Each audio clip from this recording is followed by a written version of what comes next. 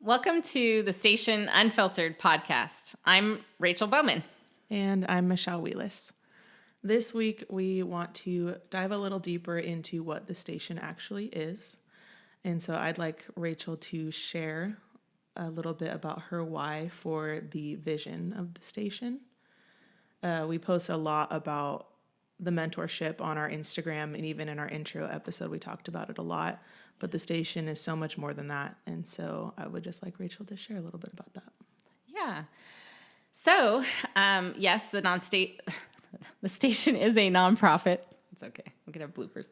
The station is a nonprofit, and we did run a youth camp for 10 years. But today, we just launched in April 2023 a whole new vision. And our vision statement is raising foundations, releasing dreams. And we are so excited about this new vision because my husband and I, when we ran the camp in Mammoth for 10 years, we truly had moments where we wanted to give up. We wanted to give up on the purpose that God had for our lives, this dream, this youth camp, because it was so difficult at times.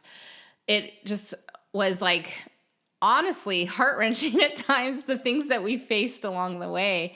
And in this podcast, you'll hear stories, along the way in different episodes about some of the things that we faced, some of the things that we had to learn, and the resilience and the perseverance that God was cultivating in my husband and I as we went after this huge dream that God put in our hearts. And we just don't want anyone else to actually give up on the dream that God has for their lives, for any of your lives. Because what I believe, and I know that God has purpose for every person on this earth. That's why we exist. And I just wanted to shift our vision to coming alongside and running the race of life with young adults and youth, because I wanted each young person to know that there is this incredible plan.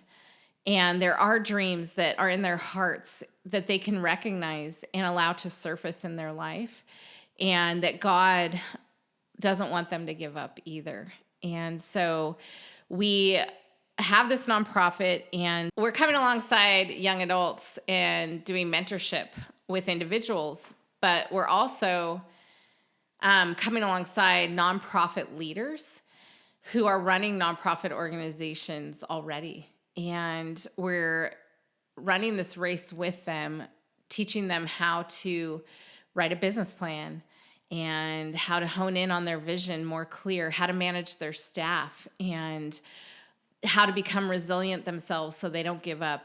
We're bringing business aspects into their organizations, teaching them, marketing and how to be efficient with their finances and setting up QuickBooks, things like that. So we have several nonprofits we're already partnering with. And so we have individuals that are still in the early dreaming phase of their lives and getting some healing. And then we have people that have launched their dream. And so from our mentorship with individuals, it's flowing into organizations, nonprofit organizations.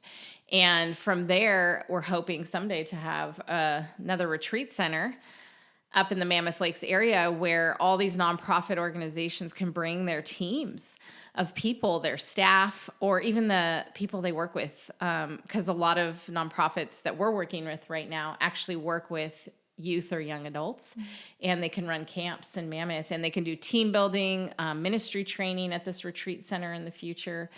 And so this is our new vision. We are raising foundations, releasing dreams in a young generation. And it's just like this trickle effect from mentoring individuals, mentoring nonprofits, and eventually they'll also be able to go to camp and have fun, too. Yeah. So I don't know if anybody had watched the intro episode that we have released, but I had mentioned that Rachel has always been inspiring to me just with her tenacity and determination, and she just does not give up. And so I wanted to ask what Rachel thinks the biggest reasons are that people end up giving up on their dreams. Yeah. I think a lot of times what happens is expectations are not met. There's times when people have this thought in their head, this dream in their mind, and they think it's going to look a certain way, but then it doesn't, and they get disappointed. And they also, going after a dream is very difficult. It takes a lot of sacrifice of self and a sacrifice of time. There's a cost to going after dreams. And sometimes the cost can be very big because God dreams that are put in our hearts are always about loving people and reaching people groups for the love, with the love of God. And people are messy, and it's hard sometimes to keep loving people. And when you start an organization like a nonprofit, like we did, it was about, reaching a lot of young adults and youth. And along the way, I'm not going to lie. I mean, our hearts got stomped on. Our hearts got hurt along the way. People don't always want to receive or understand the intention of your heart when it's like your dream and this, you're so excited to do this. And for us, it was a ministry. And so, but then all of a sudden your heart gets stomped on and it makes you feel like you just want to give up. Like, do I want to keep doing this? Do I want to keep loving people even? So that's one reason I think people do give up on the dreams that God puts in their hearts. But I think another reason too is people sometimes get overwhelmed. When you look at the whole, like a huge vision of the dream in your heart, you may look at it, and I call it macro focused, as this huge idea. And you're like, oh my goodness, how am I ever going to get from point A to point B? This is so huge. I have no idea how this is going to happen. And so they give up before they even start because it just seems impossible to them. And then the flip side is people get too micro-focused and they get too into the details or into task mode. Like they just get entrenched with all the things that have to be done. And it's, again, overwhelming. And they actually forget to focus on the vision for their dream. And it starts right there. It starts with a vision, a very clear vision that I believe God puts in our hearts before we even can take those steps forward. Yeah. And I know for both Pete and I, my husband, we had both issues. We got macro-focused at times where we were looking too broad. And then we got micro-focused 2 times where we got too entrenched in the day-to-day and the tasks that had to be done. And we got weary along the way too. So I believe those are reasons that people give up on their dreams or don't even start. Yeah. I know a few weeks ago, Rachel and I had a conversation in a coffee shop, as most of ours are. Yes. And I was basically pouring out my heart to her about dreams that I had for my life and how I sometimes have a hard time with all the different dreams that I have and choosing like which one to like focus on. And I just remember her being like, well, what about this dream that you have over here? And like, she wasn't calling me out, but it was almost like she was calling me higher into like, this like had God on it. Like this was such a good thing that you were working on. And like, I hadn't been working on it for a long time. And I'm over here like thinking, oh, like maybe I could start a book or maybe I can record some music. And then I would become so overwhelmed by all my different options that I had. Yeah. And so I think that's where I get stuck is I either get overwhelmed by my options, like you said, or stuck in like getting distracted from my original vision that I had. Yeah. And yeah, so those are 2 like things that I struggle with is like, which one do I work on today? Or like just fully forgetting like about certain things that were on my heart. What do you think are some things that people can do when they get to that point? Like steps they can take towards their dreams? Yeah. Like I said, it starts with a clear vision. And so I think the first thing that I do is I invite God into the process. And maybe you don't believe in God.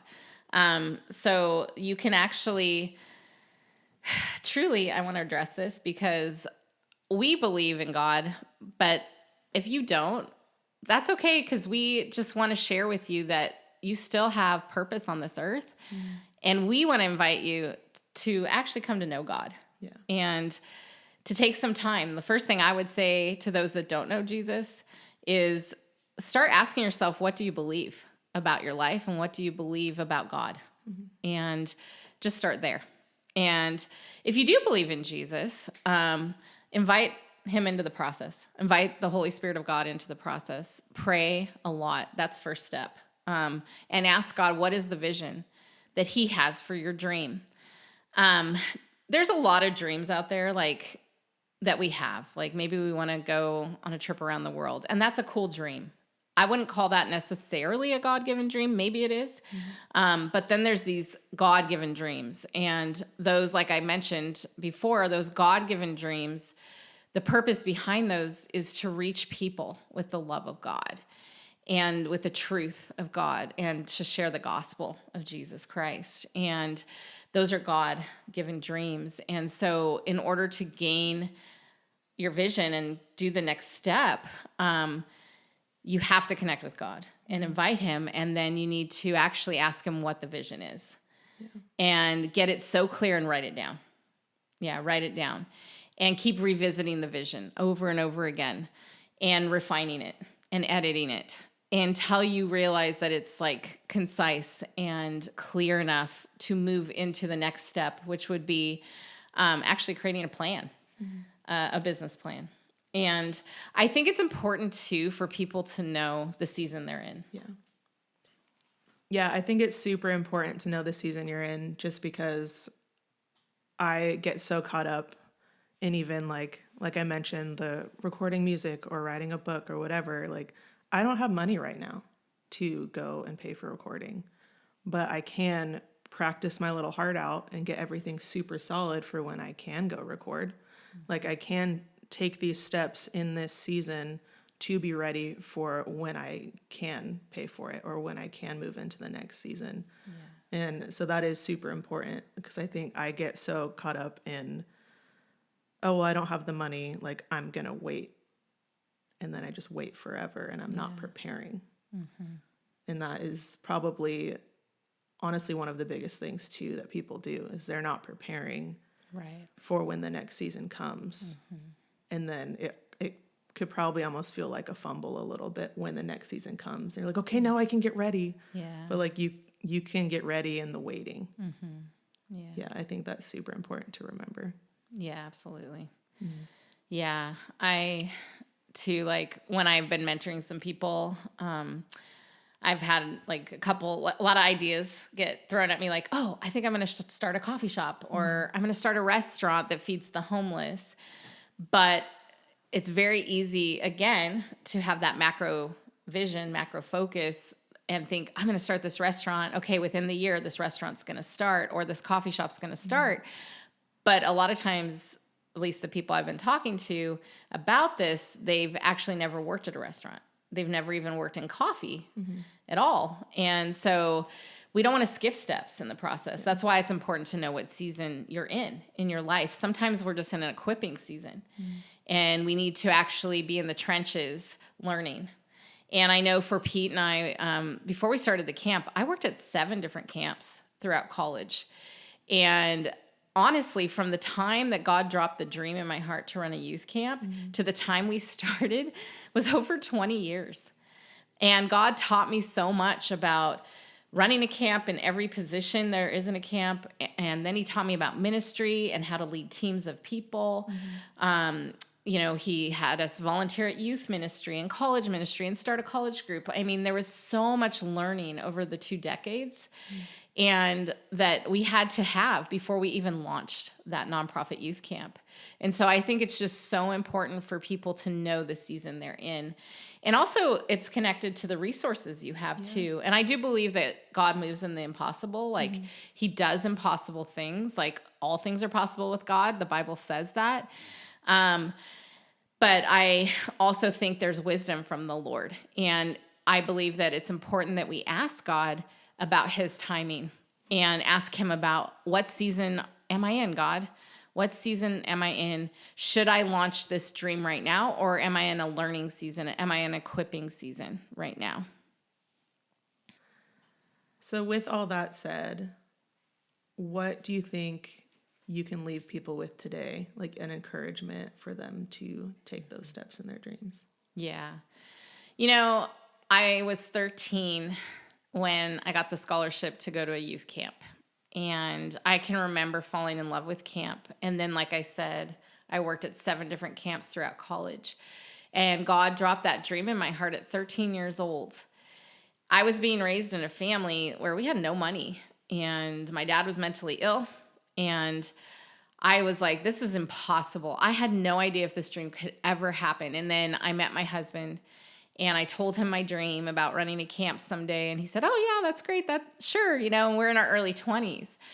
But I will tell you, like, over the 2 decades that I waited for that dream to happen, I look back now. Here I am, like, many years later, like more decades later, and I can see the hand of God on my life. And I could see how God just solidified his purpose in my heart to come alongside and reach a young generation for him and his glory, and how he provided miraculously every step of the way.